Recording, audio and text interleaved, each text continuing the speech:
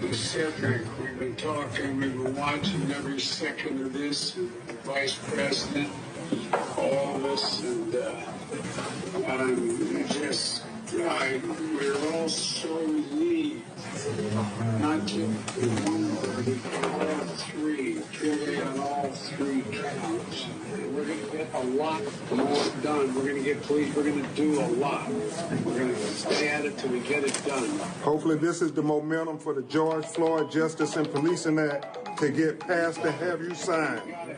That and a lot more. Not just that, but a lot more. Thank you, Mr. President. Well, this could be our first shot at dealing with genuine systemic racism. Look, but it's, like I said, I keep thinking of her words. Daddy's going to change the world. Yeah, change the world. Thank God. Well, you got a shot to make it change the world. That's right. Thank you. Yeah. Big change. You tell her. Let's listen in.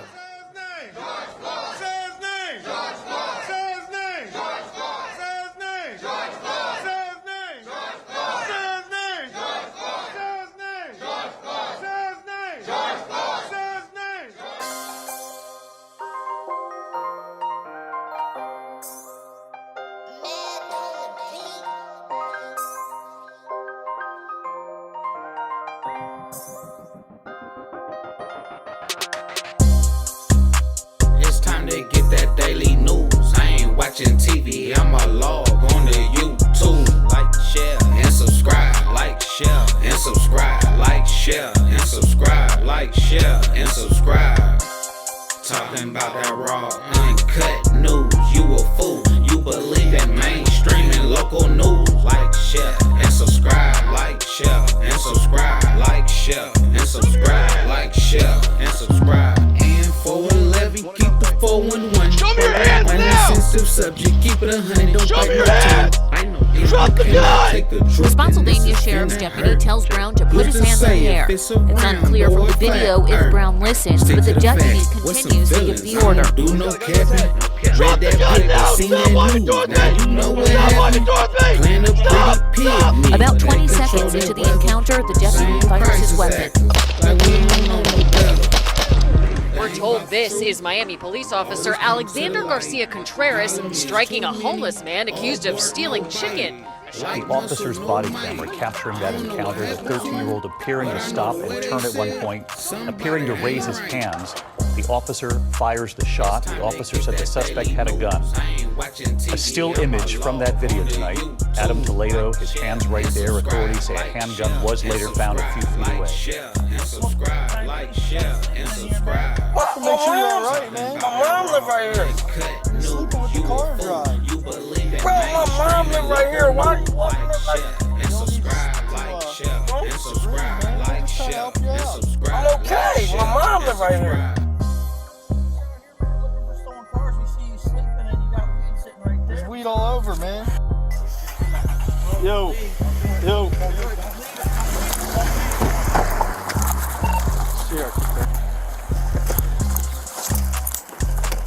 Don't fucking do it! Don't do it! Do it! Don't do it! Shot fired. Take your feet out. Come on, get up. Let's go. This is the video from inside the Joliet police car on January 28th. Eric Lurie was put in the back of the car following a narcotics investigation. In the nearly 7-minute video, it appears Lurie started chewing something. After they arrive at the police department, officers try to get Lurie out of the car. When he's unable to, an officer slaps him and yells at him. Eventually, one officer uses a baton to search inside Lurie's mouth, while the other plugs his nose. Lurie's family attorney, Michael Oppenheimer, called the video extremely disturbing for a number of reasons. The family said they've been trying to get information from police about Lurie's death for months. And if they knew they did nothing wrong, if they knew they were just trying to save this man's life, why did they not release the video when they had it, when this happened, and explain this to the public? CMPD Lieutenant Steve Fishbach says releasing the video of the events leading up to the death of Harold Easter is the department's way of being transparent. There are going to be some disturbing things that they see. Police arrested Easter in January for cocaine and marijuana possession. While in custody, he reportedly swallowed some of that cocaine. An investigation reveals the officers knew it. But Easter's family attorney Alex Heroy says Despite this, they didn't call for medical attention, as is CMPD policy, and didn't check on him for more than 20 minutes. He was calling out for help, acknowledging the peril he is in, and just repeating, I'm going to die. I'm going to die. I'm going to die. That's why CMPD Chief Johnny Jennings cited all 4 officers and the sergeant involved for termination, but on Tuesday, they took matters into their own hands, all resigning. Chief Jennings also created a new policy requiring officers to continually check on people in their custody.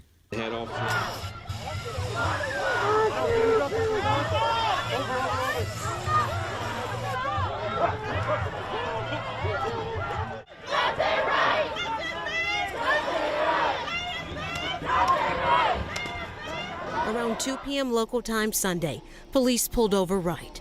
The police chief says they stopped Dante Wright because he had an expired registration on his license plate. The release footage begins minutes into the stop and shows police walking up to the car, and then Wright is seen stepping out of his vehicle. Police then tried to take Wright into custody after discovering he has an outstanding warrant. The video shows Wright begins to resist as cuffs are placed on him and he gets back into the vehicle.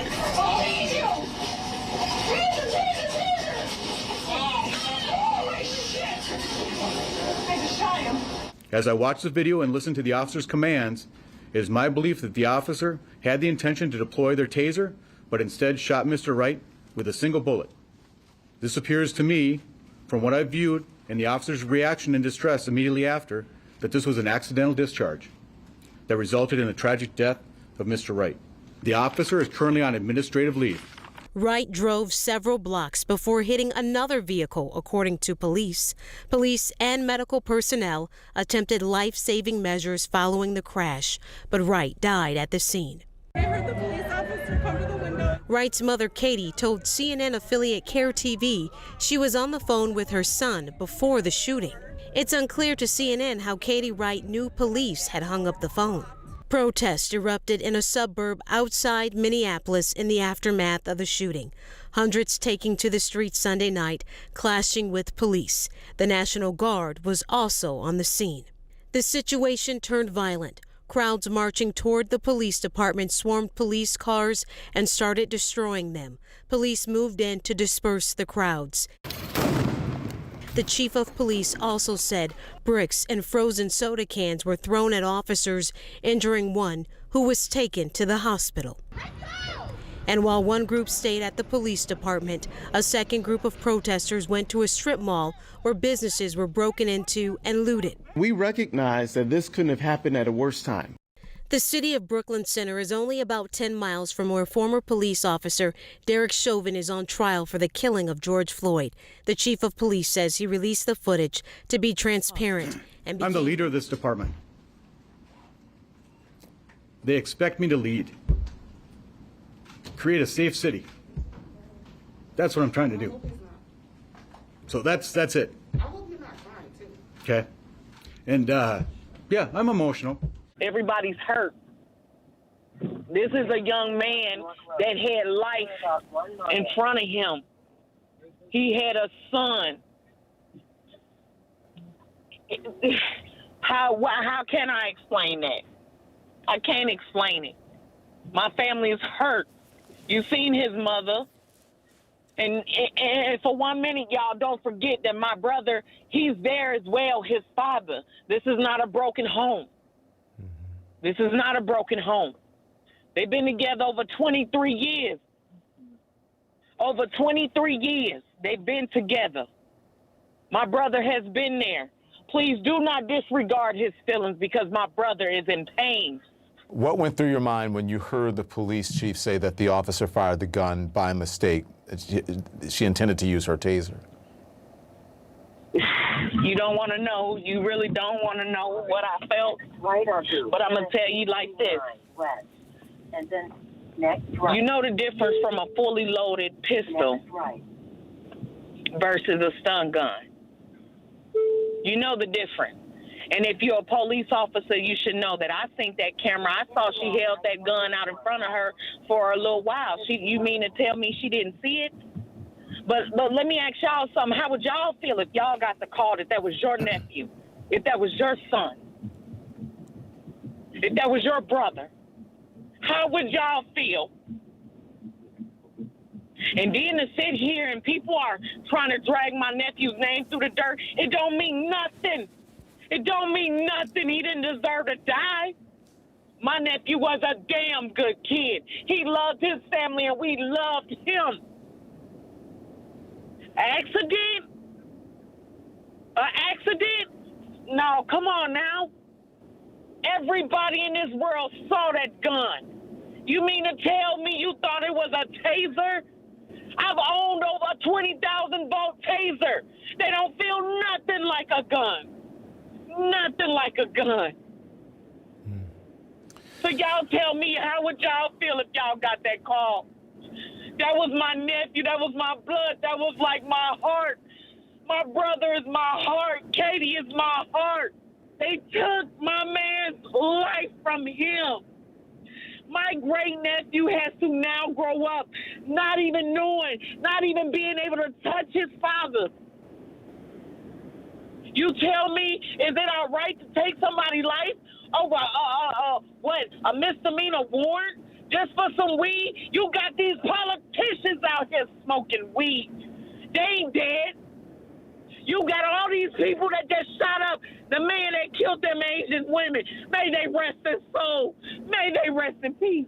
You got the people at the grocery store. You got the people in Bryan, Texas. You mean to tell me all three of them is still living? But my nephew is dead? Because now they want to use the justification of it was a mistake. You don't mistake a stun gun from a gun. You don't mistake that. If I made a mistake like that, I'll be in the jail cell. They'll be trying to put me under it. This not fair. We got several police officers and all in our family. I don't have nothing bad to say about them, but what I got to say is she needs to pay for what she did to my family. My family's blood is on their hands. My brother and my sister is hurting. How do we put life back together after this?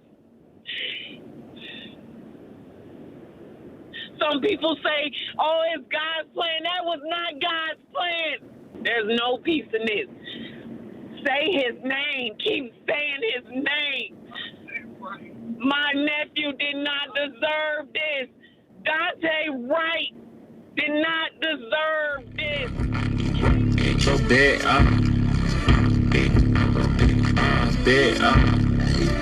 Bitch, I'm so hard, I'm on my hustle, bitch. I bet my niggas touch you, bitch. Flex my muscle, bitch. Bands, but I touch him. Shout out red, he gon' flex you, bitch. Bags, you gon' need some.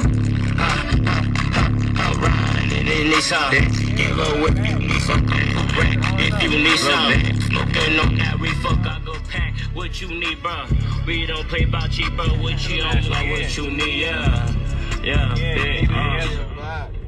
you just scared him. He looked back. I seen him do the little look back. He did a look back that first time. Pull around. He's scared. You just scared the little nigga,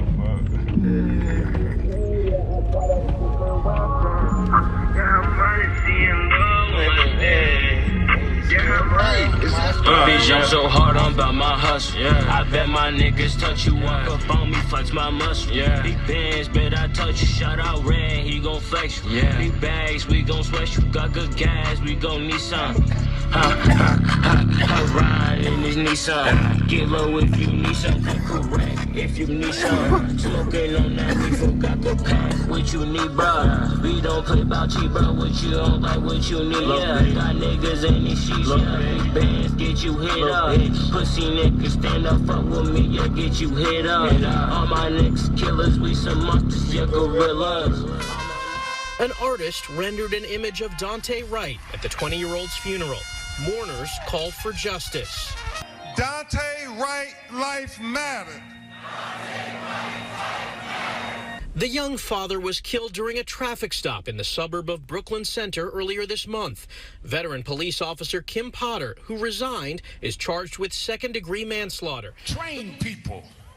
Don't confuse guns from tasers. Wright's parents remembered him as a former high school athlete who loved his family. He always said he couldn't wait to make his son proud.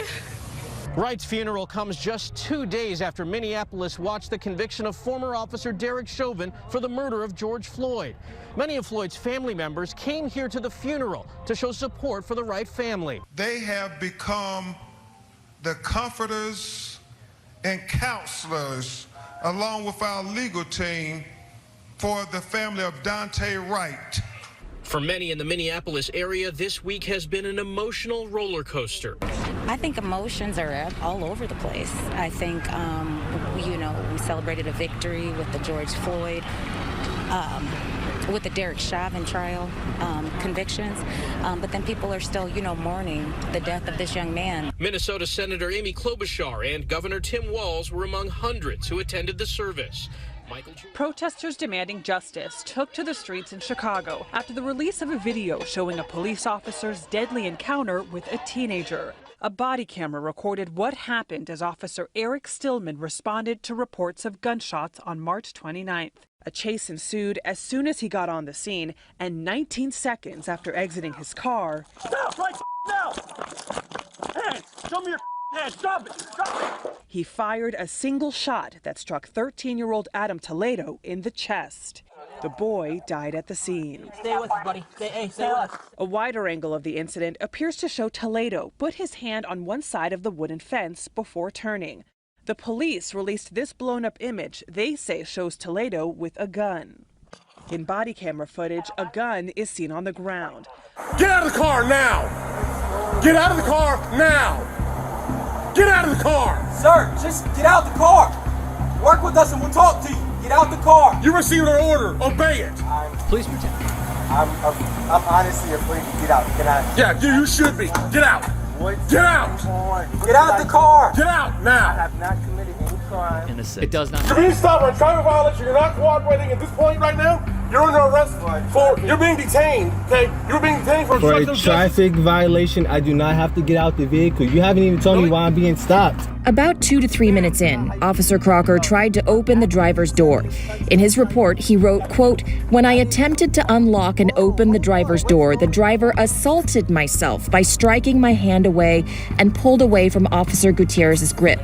But in his own body camera footage, Nazario is not seen striking anyone. Crocker's report also says that at this point, Gutierrez, quote, "gave several more commands to comply with orders or he would be sprayed with his OC spray.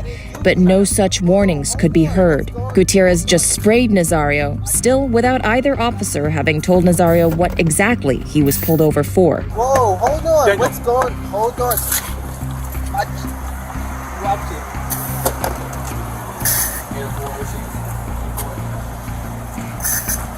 Get out of the car! I was pulling over to a well-lit area for my safety and yours. I have respect for law enforcement. If I don't have what the media is spewing with the race relations between minorities and law enforcement, I get it, okay? So like I told you, as far as you not stopping and because you're uncomfortable and you want a well-lit spot, Lieutenant, that happens all the time. I would say 80% of the time, not always, 80% of the time, it's a minority. Gutierrez eventually told Nazario that he had a conversation with the chief of police and was giving him the option to let this all go. There's no need getting this on your record. I don't want it on your record. However, it's entirely up to you. If you want to fight it and argue, I mean, and I don't mean that disrespectfully, okay? I mean, you have that right as a citizen. If that's what you want, we'll charge you. And this is His family need answers. Tonight, family members preparing to see Andrew Brown Jr.'s final moments after he was shot and killed by Pasquotank County Sheriff's deputies. The family is ready to see this body cam footage, but I'm hopeful that we can get to a resolution so this video can be shown tomorrow at 11:30. But there is no guarantee. Nothing's guaranteed. This comes after days of growing pressure on the sheriff to release a video. He said he'll put in a formal request Monday. Because we want transparency, we want the body camera footage made public. This morning, 7 deputies in Pasquotank County, North Carolina, are on administrative leave following the fatal shooting of Andrew Brown Jr. The sheriff says 3 other deputies resigned, but their decision to leave was unrelated to the incident. Earlier this week, local authorities say deputies were attempting to serve Brown a search and arrest warrant related to a felony drug charge before the situation took a deadly turn. We've got one male, 42 years of age, gunshot to the back. We do have a reliable pulse at this time. Eyewitnesses told our NBC affiliate in Raleigh that Brown was shot while driving away.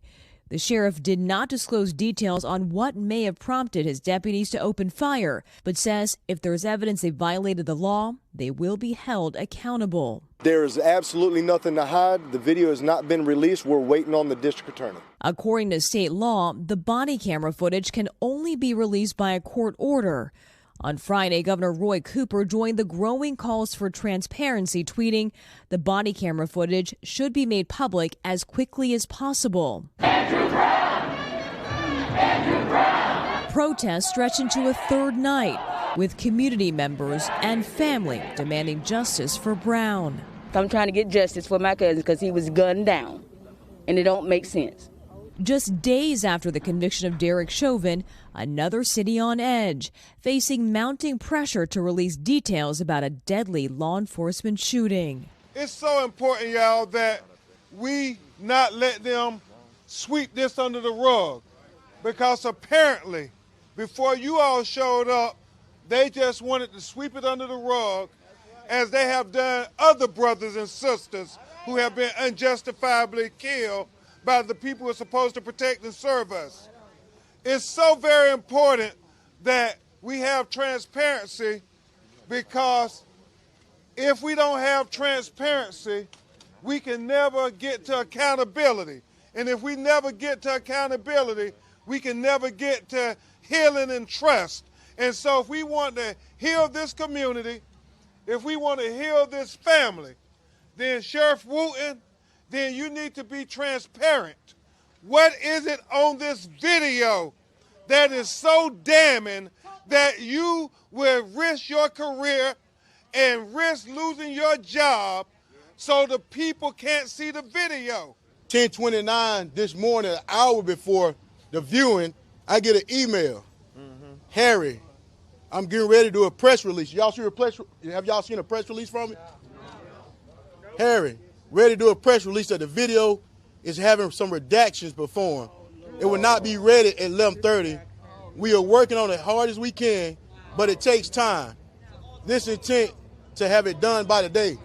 They had 24 hours, 48 hours, and it still ain't done. They didn't see this video since Wednesday, April the 21st, to make that decision, do the redactions.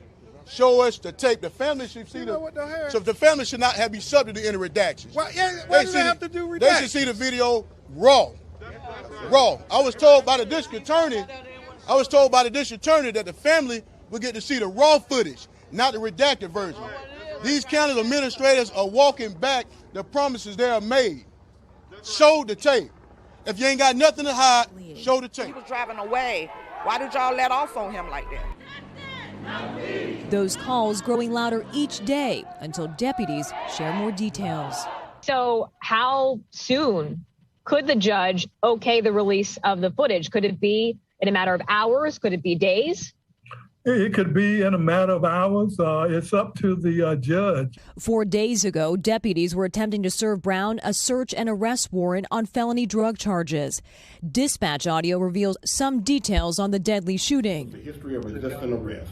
Our training and our policies indicate under such circumstances there is a high risk of danger. But at the time of the attempted arrest, it seems the 42-year-old tried to flee and police opened fire. Special advisor Ian Nelson's got one male, 42 years of age, gunshot to the back. Brown's neighbor, who says she saw the shooting, says he didn't pose a threat. He was nonviolent. Anybody that knew him would tell you that. Now, tension is rising, with many demonstrators asking why police opened fire when a suspect was fleeing. The laws behind releasing body camera footage differ by state. For example, in Columbus, Ohio, the video of the officer-involved shooting resulting in Ma'Khia Bryant's death last week is considered public record and was able to be released within hours. But in North Carolina, a state law signed in 2016 requires a judge to sign off on its release, a law the city's mayor wants changed. This doesn't make sense. We have to wait forever to get the body cam. Attorney Ben Crump represents the Brown family. Why have the taxpayers have to pay for body cam video on the police if when a crucial situation happens, they won't show it to the public? The Brown family held a press conference last hour announcing the release of its independent autopsy report showing Andrew Brown was shot 5 times, the fatal shot to the back of his head. He was able to back up as these shots were coming into the vehicle. He was able to back up, turn the vehicle around, spin off across a vacant lot, and at that time, he was hit in the back of the head here, and that is the fatal bullet wound that was described in the death certificate as a penetrating bullet wound to the skull. This tragic incident was quick and over in less than 30 seconds, and body cameras are shaky and sometimes hard to decipher. More than one deputy who shot at Andrew Brown Jr. Now, yesterday, the Pasquotank County Sheriff said it was one shooter. But then today he said it was multiple deputies. The lawyer for Brown's family says it was 3 deputies who are now on administrative leave. Brown shot and killed yesterday morning in Elizabeth City while deputies were executing an arrest warrant. Witnesses say he was in his car when the shots were fired. Tonight, the sheriff reports that warrant was for a felony drug charge. He says Brown is a convicted felon with a history of resisting arrest and that there is body cam video showing the attempt to arrest Brown, saying Brown was not armed and was shot while trying to get away. It's my understanding Mr. Brown was not armed and the bullets entered into the back of the vehicle as though he was leaving the scene. Protesters marching in the streets today. They want that body cam video released and they want to see it.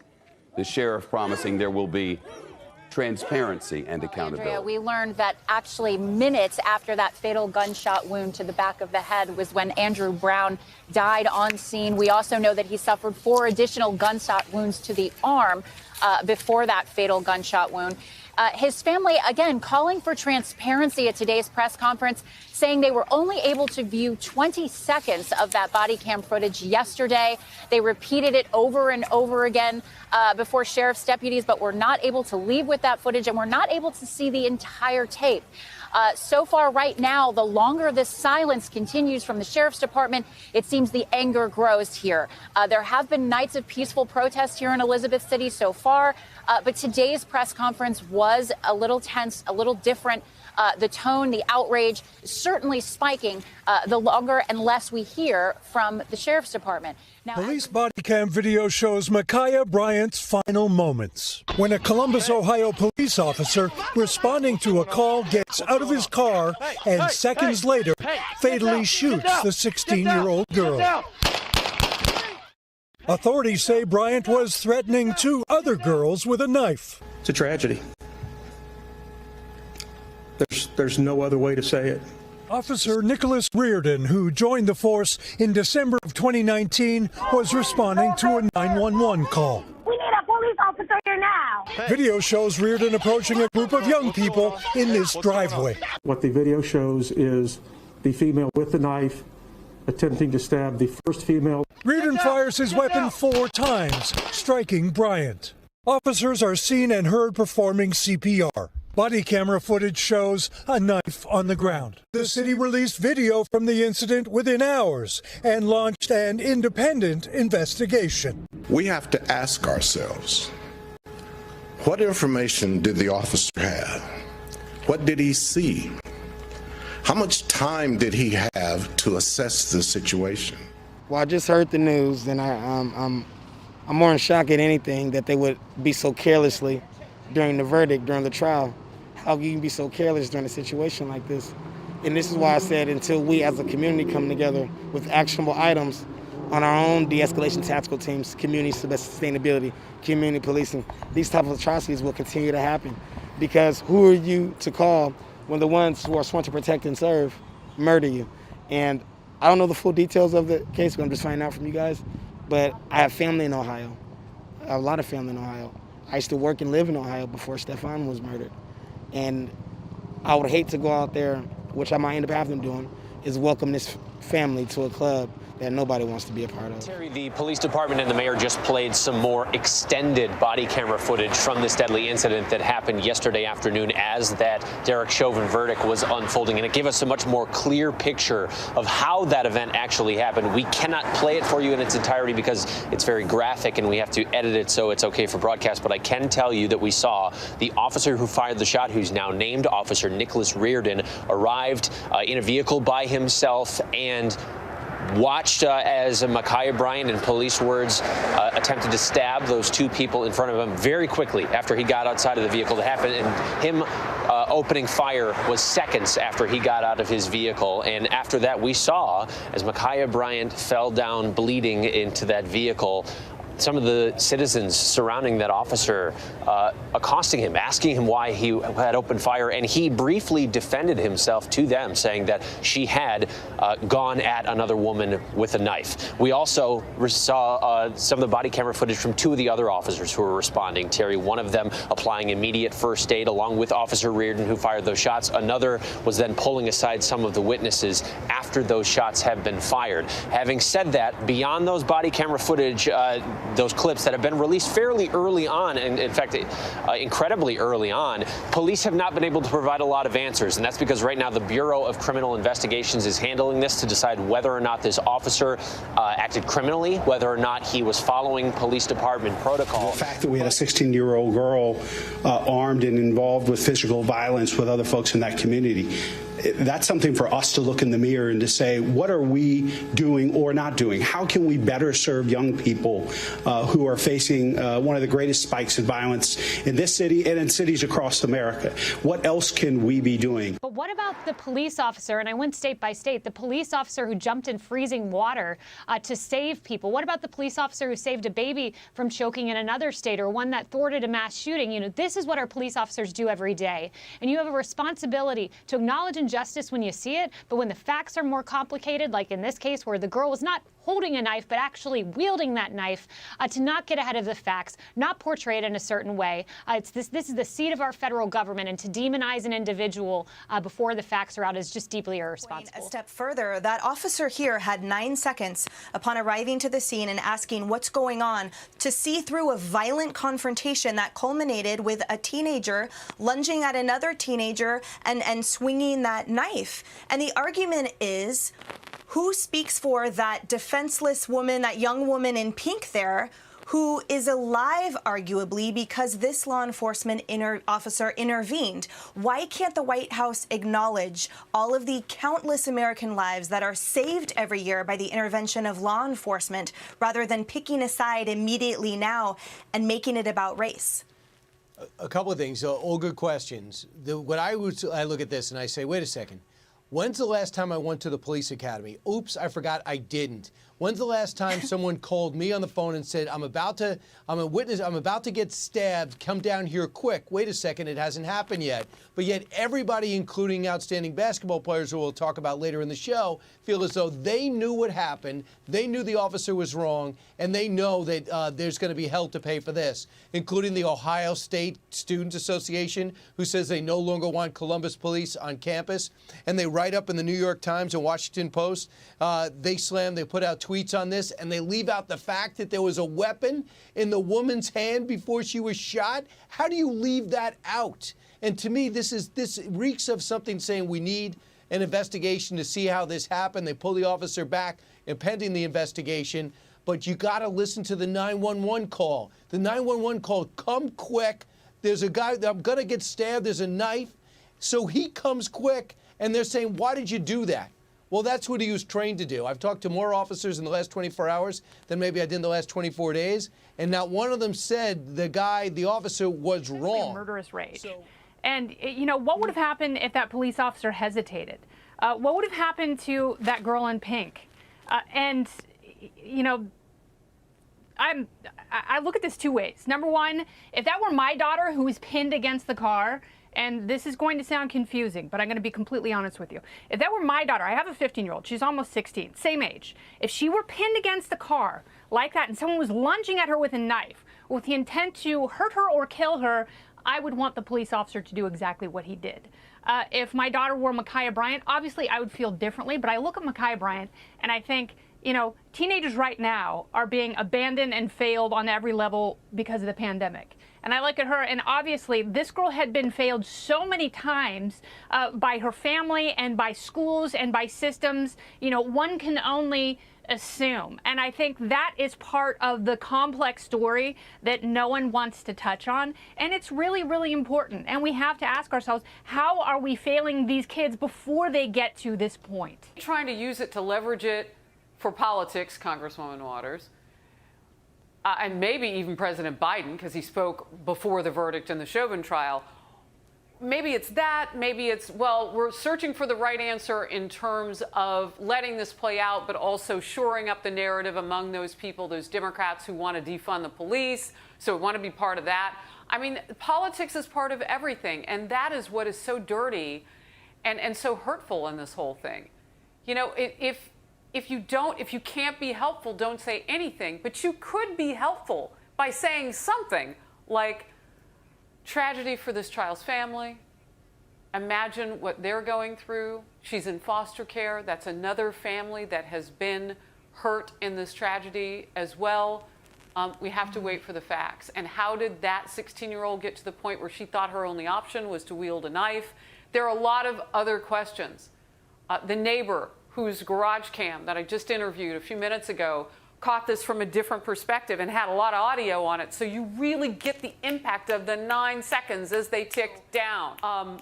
Brian, I'm being told that there wasn't time for a taser to hit this accurately, not hit the target of the car maybe or something. There just wasn't time for a taser. And the distance was the other issue. So there are just so many more questions. And then you've got to interview this officer and see what his perspective was. It's too soon for the White House to weigh in, but they can't help themselves. This never should have happened. She's a loving girl. I'm very upset. I'm hurt. I want answers. My daughter dispatched the Columbus police for protection, not to be a homicide today. We hugged each other. She said, "Mommy, I made honor roll." And she said, "Mommy, I'm looking forward to coming home." That homecoming won't happen, but Paula explains how she wants her daughter remembered. Ma'Khia had a motherly nature about her. She promoted peace.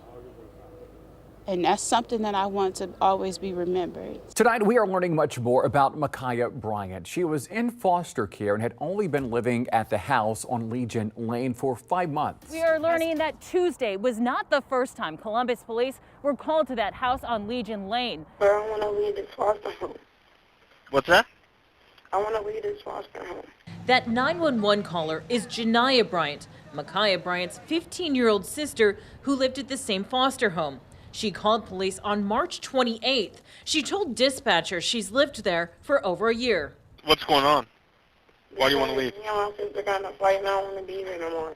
According to the report, the officers told Janiyah they do not set up new placement. Quote, the victim then became irate and stated that if she does not get to leave, then she was going to kill someone in the home, end quote. She was then transported to Children's Hospital for psychological evaluation. That call about a fight comes less than a month before the fight in the front yard of the home on Legion Lane, where Janiyah's sister, Ma'Khia Bryant, can be seen with a knife going after 2 different women. Columbus police officer Nicholas Reardon responded and shot and killed Ma'Khia. Ma'Khia's mom, Paula, tells me Janiyah was there on Tuesday. Since November, there have been 7 911 calls from the house. On November 8th, 2020, the foster mom called because a 13-year-old ran away from the house. The child returned on the 11th. On December 9th, 2020, the foster mom called because her 10-year-old foster son was knocking things off the Christmas tree and yelling. A few hours later that day, she called back and asked officers to come back and remove the child and take him to Children's outpatient. March 28th of this year is when Janiyah called for a fight. On April 8th this year, the foster mom called because a 13-year-old foster child ran away and then returned. On April 15th, the foster mom called because someone shot a gun inside her neighbor's home. On April 17th, the foster mom called because a car was hit by a bullet. NBC now putting those words into practice. The network under fire for deceptively editing the 911 call that preceded a fatal police shooting of a teenage girl in Ohio. Police body cam video shows a Columbus officer shooting 16-year-old Ma'Khia Bryant as she was lunging with a knife at another woman. But the part of the 911 call that NBC aired left out the part about the attempted stabbing. Officer Nicholas Reardon, who joined the force in December of 2019, was responding to a 911 call. We need a police officer here now. And here's the actual 911 call. These grown girls over here trying to fight us, trying to stab us, trying to put her hands on our grandma. Get here now. Have you seen any weapons?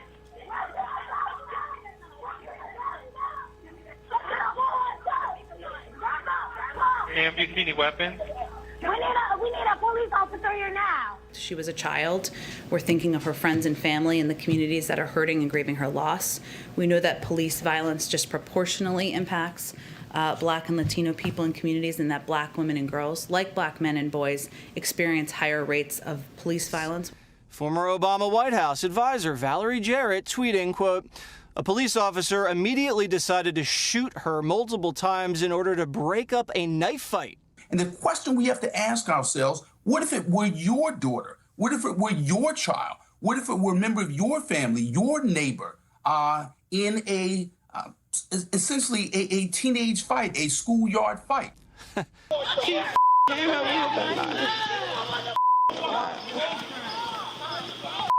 She came out at you with a knife earlier?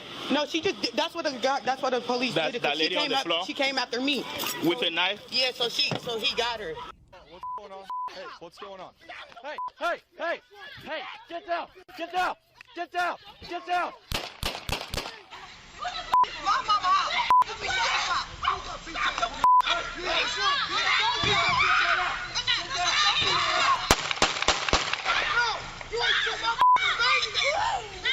Joining me now in a Faulkner Focus exclusive, that neighbor, Donovan Brinson. Donovan, thanks for being with us as a first-person witness. I want to start with the perspective that you have from your garage and what you say that this video shows.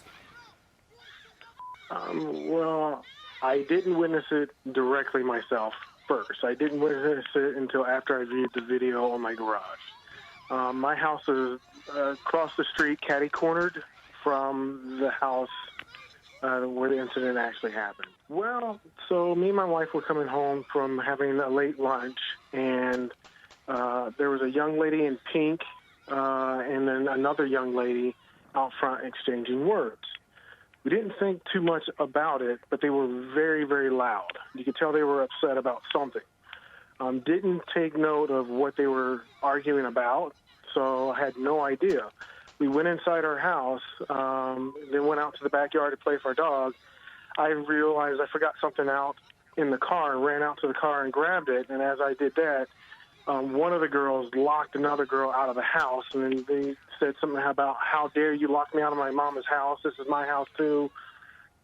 And I just kind of thought, this is going to die down. They'll unlock the door, they'll figure it out, and it'll be done and over with. Well, I went back inside, and about 5 minutes later, me and my wife decided to come inside the house, and that's when you heard the shots. My wife got down on the ground, and because there was no retaliation shots fired, I figured that was a cop out there. So I went to my laundry room and took a look outside, and that's when I saw Ma'Khia on the ground and everyone else kind of in a chaos, unfortunately, because it literally just happened.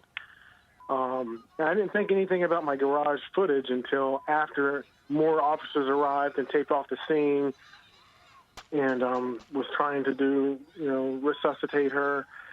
And then I thought, oh my gosh, I've got this on film.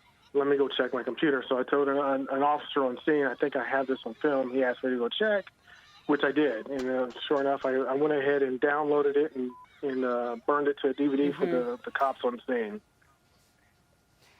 What, in your interpretation, and again, this is just from your vantage point, you have part of the story we didn't have before, and that was some of the lead up to this, what you and your wife had heard and had witnessed on your own was an altercation. You thought it would die down. It did not.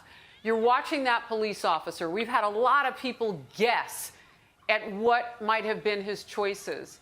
9 seconds he had to deal with a volatile situation. What, in your interpretation, were his choices in that moment? Not much. He only, like you said, he only had seconds to respond. From my point of view, watching this, unfortunately, the whole scenario put him in a bad spot regardless of what the situation was. He could have either not fired and the young lady in pink could have got stabbed in the neck and been brutally or fatally injured, and then responded and shot, and that would have been 2 young ladies possibly dead. Or he could have responded the way that he did, and unfortunately, 1 lady lost her life.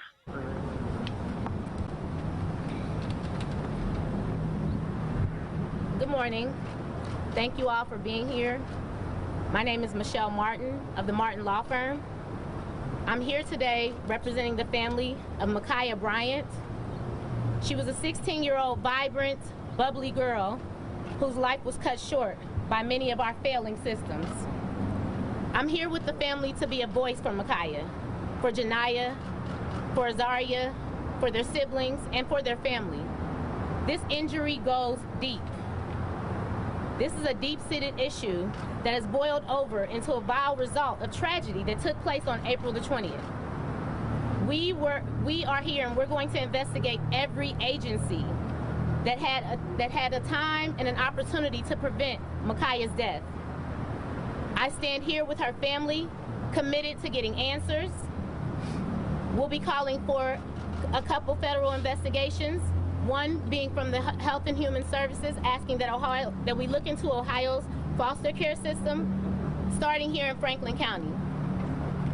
We're also going to be calling for a Department of Justice investigation into the shooting. And we're still investigating who else could be at fault, because this can't happen again. I've served as guardian ad litem for over 200 children over the past decade. I've seen the pain in their eyes far too often. And we need to protect and cherish all of our children, especially those in distress who need us the most. And so we will push for those investigations beyond this shooting. All systems failed her. Now the family is here in pain. Today, we're going to talk about that pain. We have to protect our youth, Ohio. If we sweep this under the rug without answering to Ma'Khia's pain, then we fail her again. I hear the anger of those who want to make the counter argument of what happened in that moment. But if you aren't angry about why this happened, if you're not angry about why this continues to happen, then you are truly the problem. We have to protect our children. They are our core. We have to do more. Ma'Khia deserves more. Ma'Khia Bryant deserves justice. I would like for you to hear from her mother and a couple of her family members as to their pain. This is Ma'Khia's mother, and she's going to talk to you just a bit. Hello, my name is Paula Bryant. I'm Ma'Khia's mom. And I want the world to know my baby was an innocent, talented, bubbly, loving teenager. She never should have been gone off this world. She had a full life ahead of her that ended in a tragedy. I love my baby. She was a good little girl. She was very sweet and caring and loving.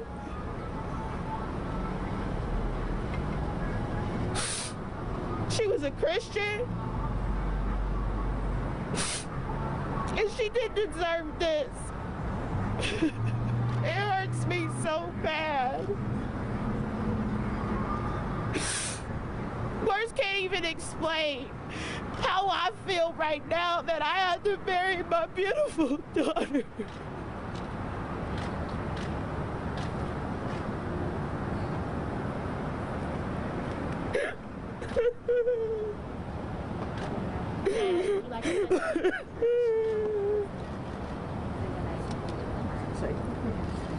Yes, I'm Martin Hammonds. I'm Ma'Khia Bryant's father. To know Ma'Khia is to know life, meaning God, the water, the sun, That was her spirit. It was calm. Excuse me. I'm sorry right now. But it was to know her was to know peace. She was here with me for 16 years. She was able to be my peacemaker. Anytime I was feeling bad, Ma'Khia made me feel better. She was there. She was a courageous child. She always had her mother instincts with my other children. She's an angel that God lent me for 16 years, and I got to understand why, but it's His time. But, that's Hi, I'm the grandmother of Ma'Khia Bryant. From the time this baby was brought home, those are the thoughts that keep running through my mind. I named her my sugar mama. She said to me once, she said, Grandma, how come you love us so much? I loved her so much because I love my son. I loved her so much because I love children. And now my baby's gone. I would come home oftentimes, and Ma'Khia's cleaned up the whole house. She's got the candles on. Everything's just fine. It's a couple of Sundays before Ma'Khia passed, we were in the car. We kept singing the song, I Want to Bless Her. We were so happy, her and her sisters and me. We were so happy. For something tragic like this to happen is unimaginable. So I want justice for my grandbaby. Thank you. Hi, I'm Myra Duke. I'm Ma'Khia's aunt, and I lived out of town. I live in Atlanta, but whenever I would come in town, I would ensure that I would always go see her. She had a vibrant personality. She was a beautiful girl, not only on the outside, but also on the inside. Oftentimes, I would FaceTime her. She would show me what she was doing, help her out with her schoolwork. Whenever she would cook, she would, Auntie, look what I made. It's unreal that our family has to suffer this tragedy, and it didn't have to end this way.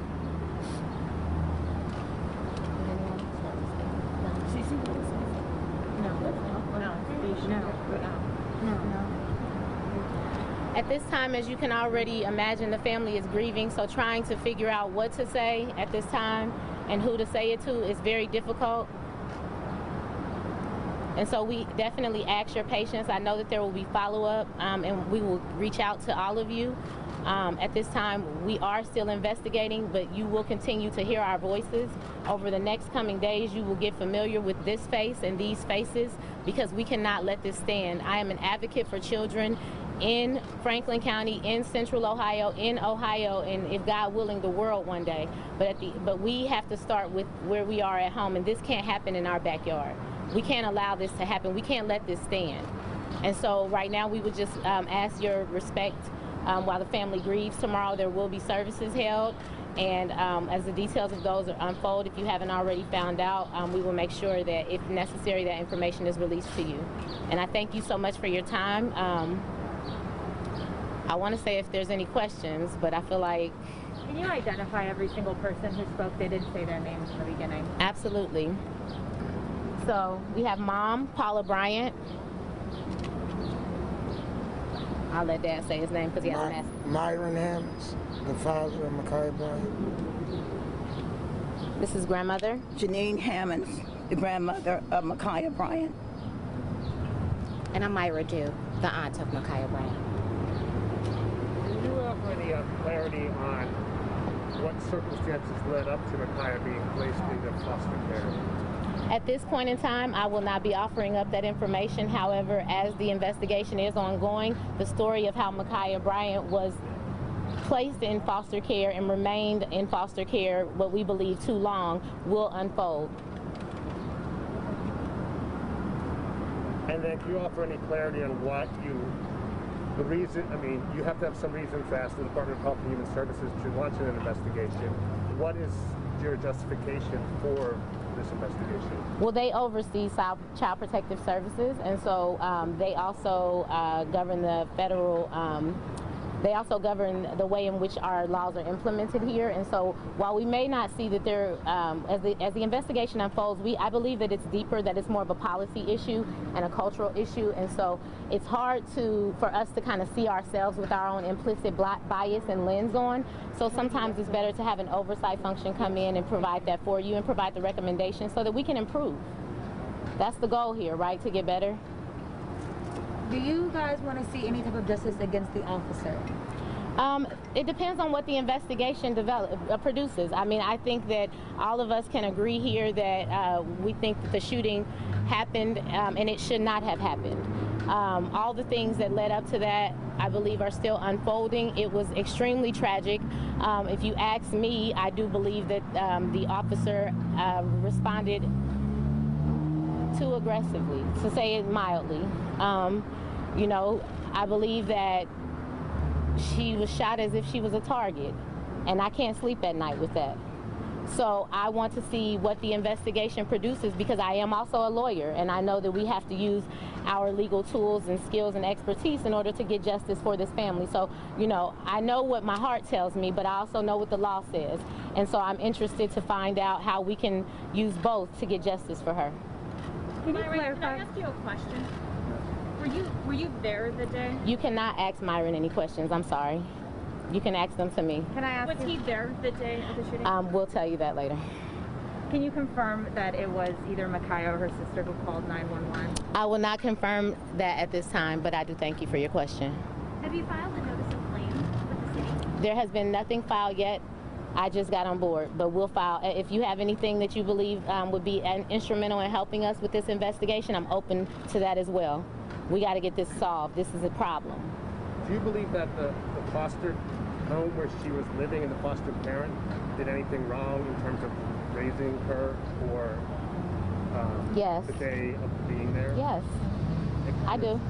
Can you expand on that? I will not be elaborating at this moment because I want to make it about Ma'Khia and talking about her family and introducing you guys to her and just the beautiful, all of you seen pictures of her, you've seen the TikToks, you've heard her speaking, and so I just wanted to take this moment to at least give her a voice and let you know that we will be speaking with you further and we'll help the story unfold and we will tell you Ma'Khia's story. When is the funeral services? Tomorrow afternoon. Tomorrow's Friday? No, it's Friday. I'm sorry, Friday. So that's why I said we'll let you know the details later, but it's Friday. I'm thinking today's Thursday. Sorry, guys. Are the media allowed in the funeral? Do you have any detail on that? That's up to the family, and they're still discussing that. We will release that by the end of today. How long was Ma'Khia in foster care? And actually, we're gonna. Hard for them, and I'm glad you asked that question. Thank you so much. She'll take interviews later. I appreciate it, though. We're going to stop taking questions right now. I appreciate your time. We need to be reunified, and we're not completely reunified yet. Thank you. And you told the Daily Mail that you were expecting to be reunified in a couple of weeks, correct? That is correct. This is what you already told I know, the Daily but Mail. that's an interview that I had no control over. We're talking about today, please. I thank you. We're going to step over here. That's it. I'm done. No. I love y'all. No. Give me.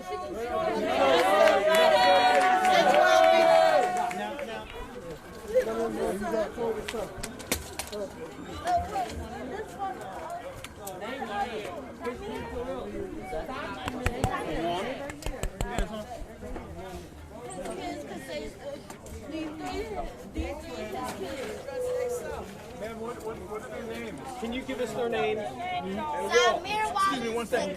Please. Y'all be quiet! You shut the hell up too. No. Tell us your names. Samir. What's your name? Zakai Wallace. What's your name, bud? Zana. Can you tell us about your dad? Okay, so we need to always hang out, we need to always go places, and we need to always play around. That's all right, son. Keep it going. Keep going. And Be strong. Hey, baby. Be strong. You can do it. And he need to always teach me how to be a man. Alhamdulillah. Praise God. Praise God. That's right. That's right. And these white racist cops got my own dad. I'm sorry. He's a man's man.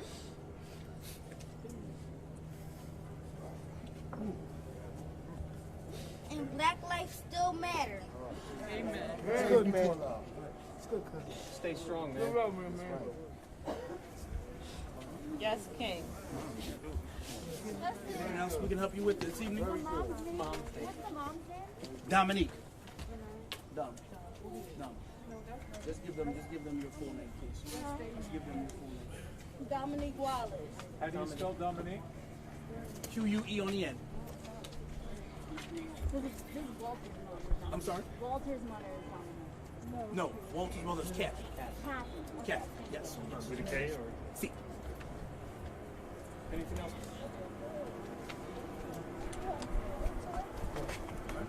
Thank you. Thank you for coming. 9 children, and he was married. The young lady who just spoke so eloquently before you is his wife. I know that's not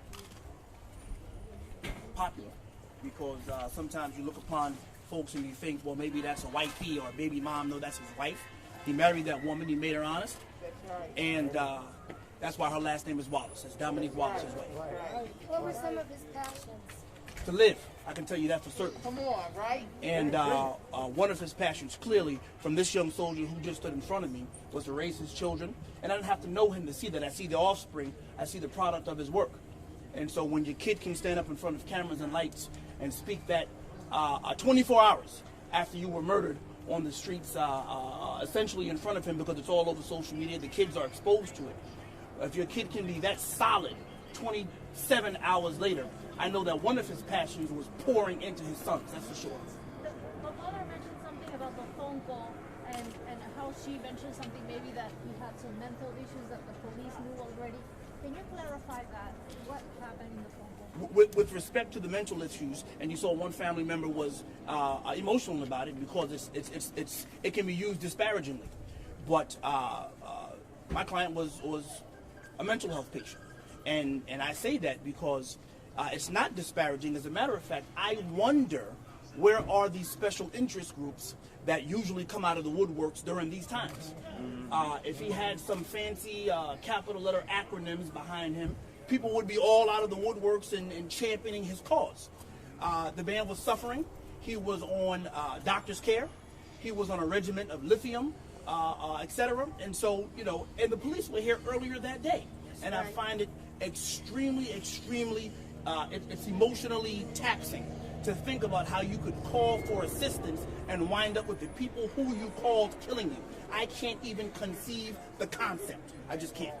Shaka, who called police the third time? The third time, the police were called by his brother. His brother called the police, and, well, let's strike that. Time out. Very good question. Let me answer it properly. Law enforcement was called because they wanted an ambulance to come here. They wanted an ambulance. The police are who arrived first. So the call that was initially put into 911 dispatch was for medical intervention. That's what it was for. The police are who arrived. And then you see what happened. Medical intervention was still needed because he got hit. Medical intervention was still wound up being needed. You understand me? So the ambulance never made it. And that call was on the brother. The call to the ambulance was by the brother. By the way, it was asked earlier, so I will tie this together for you. The ambulance was called by the brother, and then his beloved wife, who you met just a moment ago, told the police officers that he was in crisis. Okay? And so I find it very interesting. Just hear me, and I promise I will get off this soapbox, but it's an issue that this city has. How are police officers at the academy given a badge and given a gun and taught how to kill? There is no priority placed on less than lethal options. I find it very interesting that you can go to the academy and you're taught how to be an assassin, essentially. That's essentially what happens. And the reason we know that is because when you come to a scene where somebody is in a mental crisis, the only tool you have to deal with it is a gun. That's the problem. I would have a problem if my carpenter came to my house with only a hammer. Where's your screwdriver, sir? Where is the proper tool for the job? You have to leave my home. But you can patrol our city streets and arrive at a place where a person is in mental crisis and employ your pistol. I have a problem with that. And I tell you this as well. The police department should have a problem with that because they are setting their officers up for failure. If you ill-equip someone and ill-train someone, woe unto police officers. I'm not saying anything disparaging, particularly at this moment, against the officers who did the shooting because they were ill-prepared. They were sent into a situation ill-prepared. They didn't have the training and they didn't have the tools to do the job effectively. And as such, a man was murdered. Was there any attempt to try and de-escalate the situation, or did they just move? You and I, this is the beauty of these particular moments here. You and I saw together, with our collective five senses, we saw the attempt to de-escalate the situation, which was guns out, unsheathed from their holsters. You're already going down the wrong road. That's right. That's right. That's right. That's right. And I find it very interesting that I have to draw an analogy here. I find it very interesting that certain situations that do not require de-escalation, that require strictly apprehension, like when you were going to arrest Dylan Roof, after he massacred everyone in the church. You somehow wind up taking him alive and going to get a bite to eat. And you put a vest on him to make sure nobody else hurt. But then when the people in this community dial 911 to the Philadelphia Police Department, they have ill-trained, ill-equipped officers who have no crisis intervention skills. Respond to the scene, and as you heard from his beloved mother, laugh at you because they don't understand what's going on. And after the laughing is done, crying starts.